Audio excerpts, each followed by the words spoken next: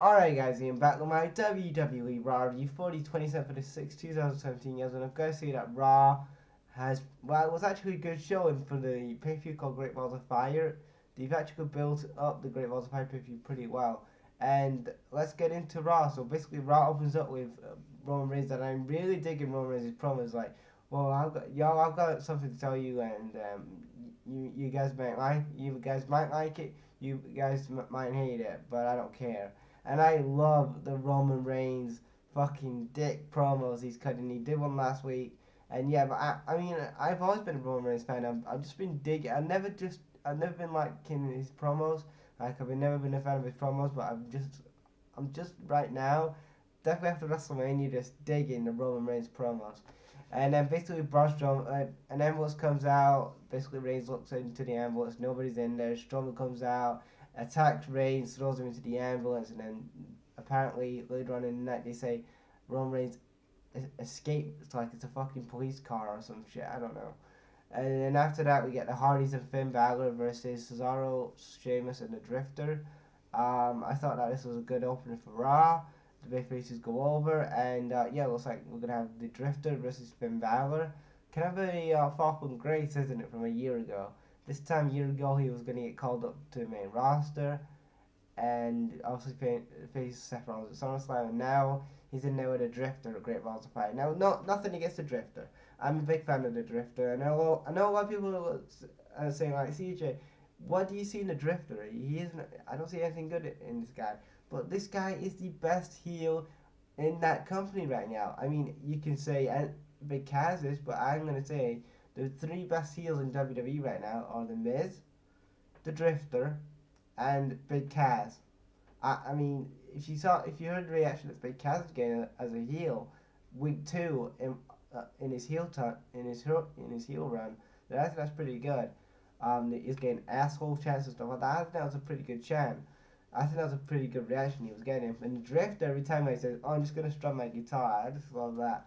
But yeah, the match was good, and that was it. And then we see a backstage segment throughout the night where all the women are picking their numbers for the gauntlet match, and so we find out later on in the night, social main event, a gauntlet match to find out who's the number contender for my girl, Alexa Bliss, the number contender for Alexa Bliss's women's championship. Then we have what was it? Oh yeah, then we have Kurt Hawkins versus Seth Rollins. I don't know why they had this bit of filler on there, but yeah, Seth Rollins went over. Bray Wyatt got some promo, same old shit. Like with Bray Wyatt, I'm kind of at the point right now that I think WWE are giving him the Dolph Ziggler treatment, and I'm sorry to say that, right? Because I mean, you look at Bray Wyatt, how talented that guy is with the promos and the in-ring work and how he can tell a story. And they give him the fucking Dolph Ziggler treatment every time that he's in a feud. They just basically push him to some point, but they don't go any further with it, and they just lose him in the shuffle. He's getting frustrated with creative behind the scenes. So, in my opinion, if I'm Bray Wyatt, I'm thinking to myself, what the fuck do I have to do to get over? And then you've got Triple H who's been helping NXT, who's been really helping these guys from NXT to get to the main roster and booking them. And no wonder Triple H is frustrated because Vince McMahon doesn't know how to book fucking young talent because I don't know what's the last. Oh wait a minute, the last new star they made was John Cena and Seth Rollins. I mean, you can put Seth Rollins in there because they fucked up so many other people in the past, like CM Punk, and they fucked up Dolph Ziggler so many times. They fucked up Dean Ambrose even. And at this point, like Vince McMahon has got to come to an. I mean, Triple H has got to be tearing his hair out if he has any left, which he doesn't. But you know what I mean? Because he's really worked hard with these guys, with these NXT guy and girls, and when they go to the main rosters, okay, some of them are gonna fail, obviously, but the most of them that have succeeded are and now getting buried. No wonder he's getting frustrated at Vince. I would be frustrated at Vince if I did that. If I did all that work for years and years and years to push this next generation of wrestlers, and then when they get that big they get that big push or that big promotion, then they get fucking buried.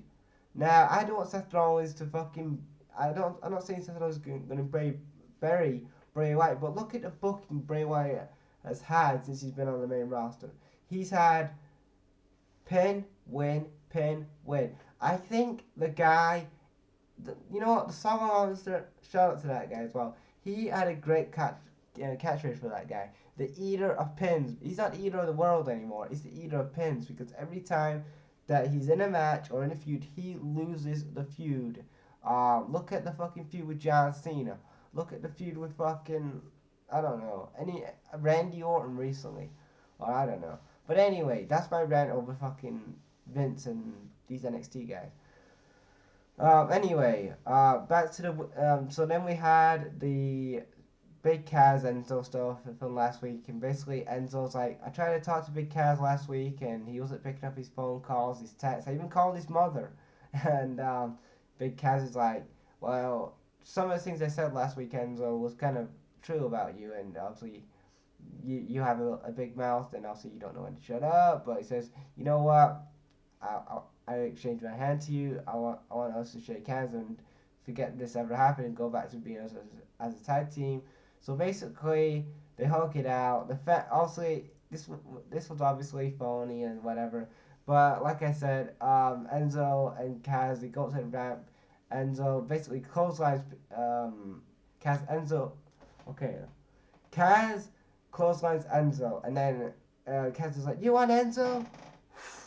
Throws him down on the ramp, and I love that. And you know what I don't like about, like, the thing I don't like about this is because two things.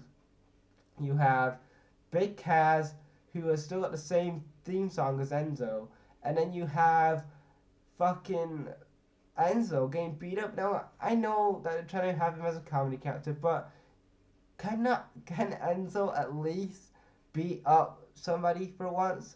Like, I don't get why he has to get beaten up all the time. Just my opinion. Then we had the women's gauntlet match, and basically it was. Oh no! Before we get to that, sorry, we did have the Entourage, the Mrs. Entourage and Dean Ambrose and Rhino and Heath Slater. They had a 6-man tag match. The heels went over in that match. But before that, this all started with a Miz TV segment, and it was Miz interviewing some basketball player. Now, I'm sorry guys, I'm not a big NBA fan, like I am with baseball and stuff, so excuse me. Like, I know like LeBron James and stuff like that, but I'm not a big baseball fan. A big basketball fan. So yeah, I was seeing these guys and I'm like, oh my god, like this was such a train wreck with these guys. Like, oh, I don't know, like just so terrible, and I don't even want to talk about it. It's just a train wreck. I didn't like that Miz TV segment at all, and it did nothing for me, to be honest. So anyway, that led to a 6-man tag match, like I said. Also, the heels went over, and I think this is good for Curtis Axel and Bo Dallas. Actually, finally doing something with these guys. I mean, finally, they're doing something with these guys. I thought, they would get released or something by now, but at least they're doing something with these guys. I'm happy for them. And then after that, we have Samoa Joe, and we have Samoa Joe, Paul Heyman, and Samoa Joe, Brock Lesnar, and Paul Heyman. And basically, Paul Heyman saying that, talking about what happened last week when all the wrestlers had to separate Joe and Brock Lesnar. Then Brock Lesnar's trying to come out and confront Joe, and then Joe gets him to clean the clutch. Brock tries to wrestle out of it, but he can't, and then gets choked out. And then after that, basically more wrestlers come out to separate that fight. And you know what? I'm loving this, how they're booking Samoa Joe in this feud. I mean, excuse me, guys. I thought that when I first heard this, I thought that Brock Lesnar was gonna maybe dominate it, the feud or something. But actually, they made Samoa Joe look like a fucking monster, and I fucking love that man. And I hope at Great Balls of Fire he doesn't get buried or squashed by Brock Lesnar. I hope he does get at least a good match out of Brock Lesnar, and I hope he doesn't get a fucking squash match. So that's what I hope there. Then we get to the main event, the gauntlet match for the women's number one contenders match. It was Emma versus Mickey versus Sasha versus Mickey James versus Nia Jax. Nia Jax and Bayley. Oh yeah, I forgot Bayley. Nia Jax and Bayley open up first. Nia Jax eliminates Bayley, so Bayley's still getting buried on the main roster. Oh, I couldn't say be getting buried, but she's getting shoved down the card a bit more. And then we had Nia Jax and Emma. Emma gets destroyed. And then we have Mickey James. Mickey James gets destroyed. And then after that, Sasha Banks and Nia Jax are the final two. They have a decent match. Sasha Banks wins, I think, with the bank statements. And Sasha Banks and Alexa Bliss will face off with the Great Balls of Fire. Yeah. I will never do that ever again. But yeah, like I said, that was the end of Raw. Kurt Angle comes out to congratulate her. Alexa Bliss comes out. She holds up the title. Then Sasha's like drop kicks her, and that was the end of Raw. So Raw overall this week was a good show. It looks like Great Balls of Fire is just like to be a good card. And yeah, what do you guys think of the Great Balls of Fire pay-per-view so far? Are you excited for this pay-per-view or not? And yeah, leave your thoughts on that in the comment section below, guys, and also on Raw. And I'll check you later.